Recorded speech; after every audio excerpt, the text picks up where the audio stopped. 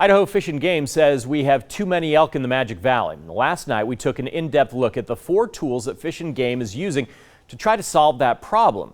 One of those tools would have Fish and Game officers shooting elk to bring their herd numbers down. That could be hundreds of extra animals. But what would happen to the meat from those elk? It won't go to waste. As Idaho News 6 reporter Natasha Williams shows us, a unique partnership is making sure it goes to those who need it most.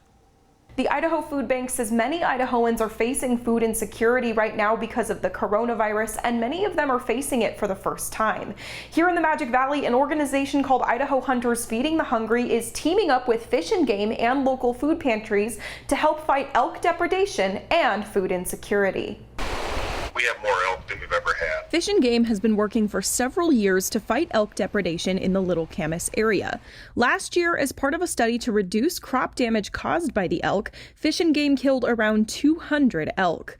The project received huge backlash on the internet after a post by Idaho for Wildlife showed photos of the butchered elk and claimed the meat rotted in the summer heat. Couldn't be further from the truth. Fish and Game says the elk were field dressed and put into a refrigerated truck. From there, their partners at Idaho Hunters Feeding the Hungry got to work. Idaho Hunters Feeding the Hungry is a nonprofit organization that pays for the processing of wild game to be donated to local pantries throughout the state of Idaho. The group was able to locally process and distribute the meat to 9 food banks around the Magic Valley region. They estimate the meat from the elk depredation study is enough to feed tens of thousands of hungry Idahoans. 20,000 pounds of meat and then a quarter pound of protein for a meal produces 80,000 meals. All that meat is now feeding those who need it most. We had a good supply that we were able to give out in just the last, since March, that is so needed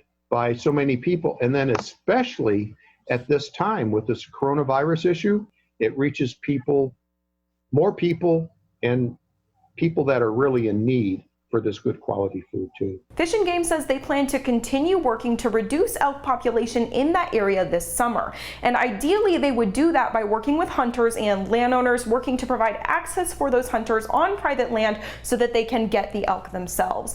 But if Fish and Game has to resort to shooting the elk themselves, they say they'll continue working with Idaho Hunters Feeding the Hungry to make sure that meat doesn't go to waste. If you'd like to learn more about the program, you can always head to our website. Just head to ksawtv.com. In Twin Falls, Natasha Williams, Idaho News 6.